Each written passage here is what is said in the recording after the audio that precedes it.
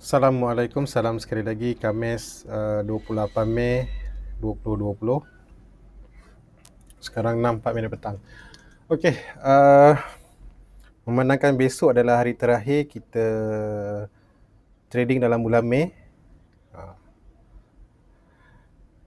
Dan seperti biasalah, kalau kata nak masuk awal bulan tu, tugas tugas yang sepatutnya seharusnya yang kita buat adalah membuat watch list untuk bulan akan datang. Kalau kita nak kata musim QR tu dah habis, ialah bulan 5 ni dah habis, tapi kebanyakannya ramai juga yang mengelak, mana dia ambil kesempatan lajaan ke depan QR itu. Jadi kita tak nampak macam banyak yang keluar. Memang banyak keluar, tapi ada juga yang ambil kesempatan lah, sebab dibenarkan untuk lewatkan melapor. Jadi mungkin bulan depan kita akan nampak lagi lah pertambahan laporan kewangan. Okay, so macam mana kita nak buat QR ni? Saya dah buat video ni banyak kali, tapi rasanya biarlah saya nak buat, saya suka hati saya lah, saya nak buat banyak mana pun. Janji semua orang dapat dia punya ni lah, cerita lah kan. Dan tak dapat banyak pun, sikit menjadilah. Sebab kadang-kadang ada yang, yalah, dalam TradingView ni kalau nak mencari, susah nak cari sebab dia save ikut nama stok. Saya letak tajuk macam ni, tapi macam ni kan, berkongsi catatan kan, dia ambil dalam stok Supermax. Kalau saya buat tajuk screener volume relatif ni, dia taruh dalam stok media. Sebab yang mana stok terakhir yang saya tunjuk sebelum saya tutup tekan butang close ni,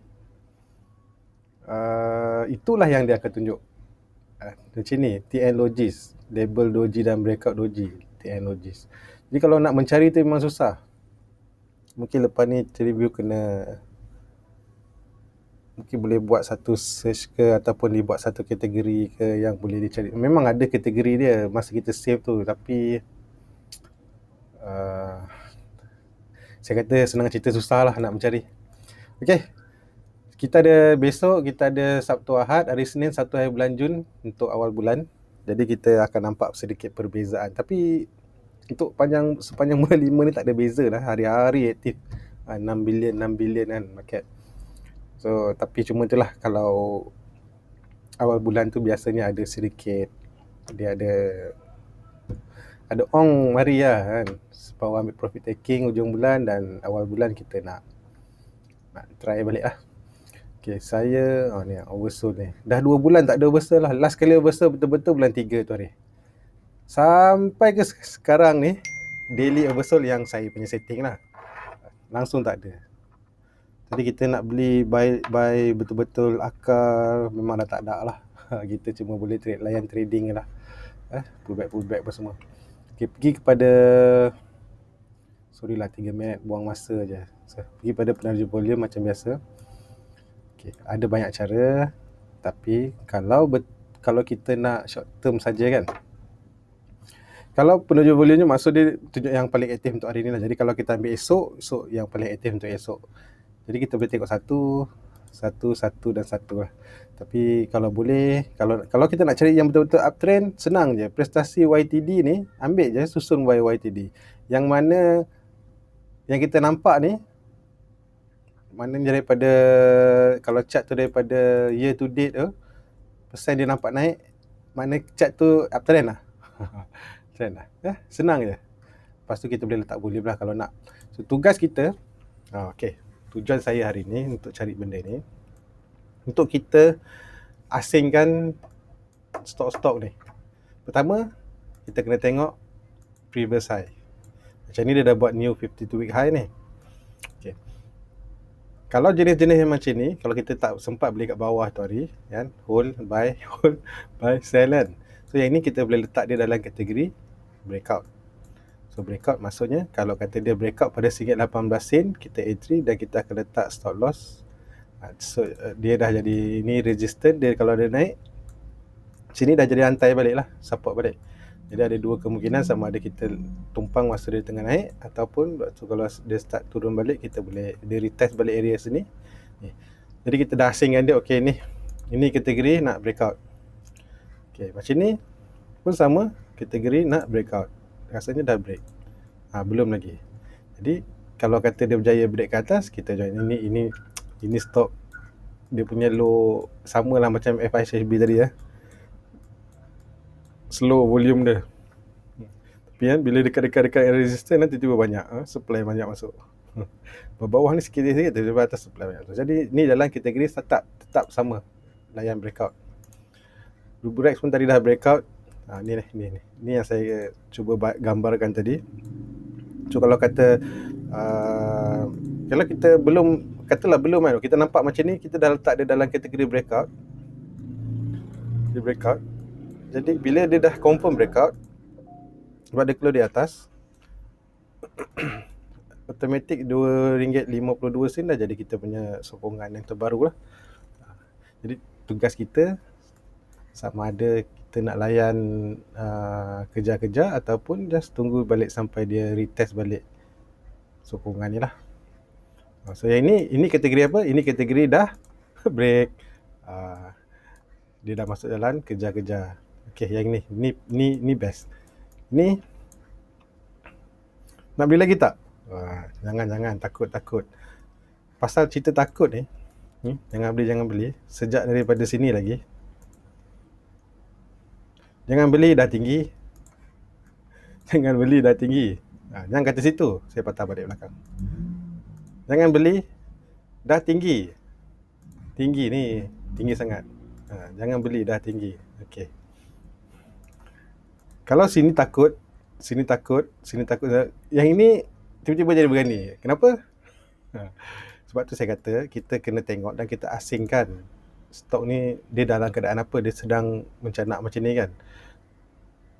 Kalau kita nak layan breakout, sama ada resistance ataupun candle, cerita dia tak sama. Dia break. Kalau macam daily ni dia break, so dia break. Kalau kita nak main kejar-kejar, so bila dia break, aras yang dia break ni kita jadikan stop loss. Aras yang break dia, sebab kita tak tahu pun yang dia nak mencanak tinggi macam ni. Daripada hari tu lagi kita kata takut, sini takut. Saya ingat lagi masa ni lah, ada kawan kita tanya kan, ni boleh beli tak? Boleh beli tak? Yang kata tak boleh beli. Sekarang dah sampai RM7. Yang menyesal pula tak beli kan. Saya kata kita kat bawah takut, tapi yang atas ni tiba-tiba berani. Mana datang keberanian nak beli kat atas ni? Tak ada kan. Jadi kalau boleh, di mana dia ada, kalau boleh kita nak jadi yang seawal dia break lah. Pada ketika dia melintang, dia break. Ni kalau kita bayangkan yang tadi ni. So bila dia break, ni breakout, aras yang dia break ni kita akan jadi sokongan. Kalau dia jatuh balik ke bawah, kita boleh, yelah, kita punya risiko kita letak kat situ lah, tak payahlah jauh-jauh. Ini kategori apa? Ini kategori buka lower time frame pun takkan jumpa kat macam mana nak masuk. Semua dia jenis naik.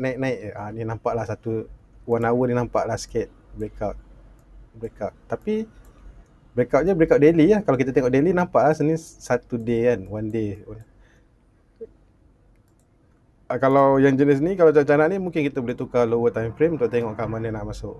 Tapi kalau kata nak kata nantilah kita tunggu kan. Dulu kat sini pun kata tunggu, sini kata tunggu, sini kata tunggu, sini kata tunggu, sini kata tunggu, sini pun kata tunggu. Tapi tiba-tiba kat sini kita nak beli. Jadi kita cuma pandai-pandai lah. Sama jugalah. Kalau ikut sini kebanyakannya banyak naik beratus-ratus persen ni. Ni kita ambil daripada awal tahun, year to date, kenaikan dia beratus-ratus persen. Siapa kata market tak boleh buat duit? Kalau kata tak boleh buat duit, maksudnya something wrong dengan kita. Bukan salah market, tapi salah kita. Saya pun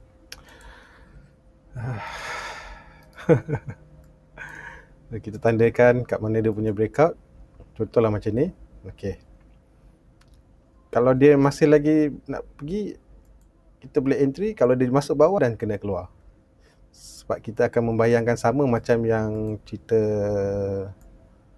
mana? Cerita tadi apa, Super Mac ah?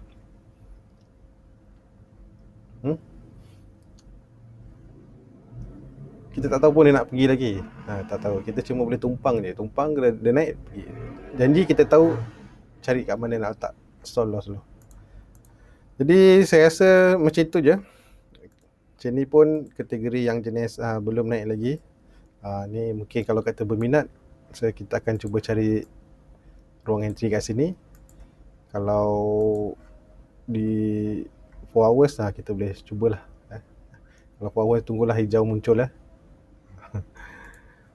Okay, sekejap saya tunjuk yang lain sebab banyak yang share chart yang jenis sama ni. Ni penny PCB tak tahu apa cerita. Boleh. Kalau dia naik atas, sebab ni dia belum nampak, aras ni belum ada lagi yang berani close. Tapi kalau dia berjaya naik dan close, boleh tumpang. Walaupun dia dah cecah RM1.3 daripada bawah. Boleh je lah. Janji kita tahu. Kalau tak jadi, kita tahu kat mana kita nak letak kita punya stop loss. Cuba tengok yang lain-lain. Lagi satu, kalau boleh, kita cuba cari yang ni udah buat high kan. So ni dia buat high kan. Antara harga sekarang dengan high dia tak berapa jauh lah. Dia tak berapa jauh. Berbanding dengan macam saya cerita chart mula-mula tadi. Kita boleh beli je kat bursa ni.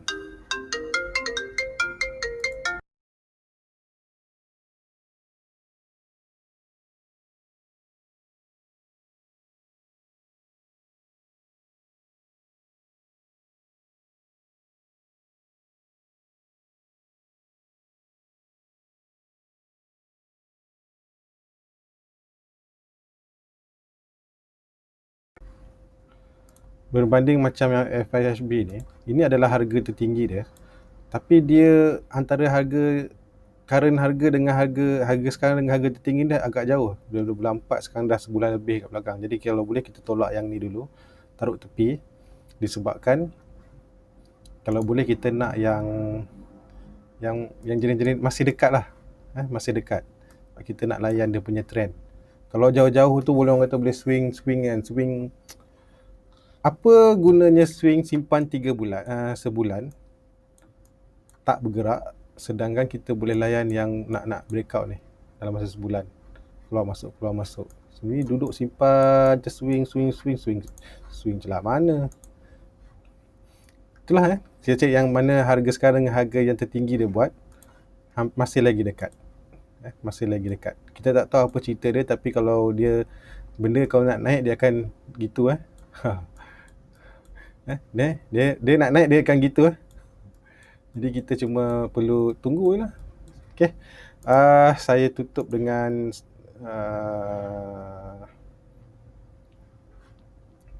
bintang lah. Ni contoh je saya cerita, nanti boleh ulang balik. Tadi ada panggilan emergency. Tak sempat nak sambung lagi cerita. Okay, bye-bye. Assalamualaikum.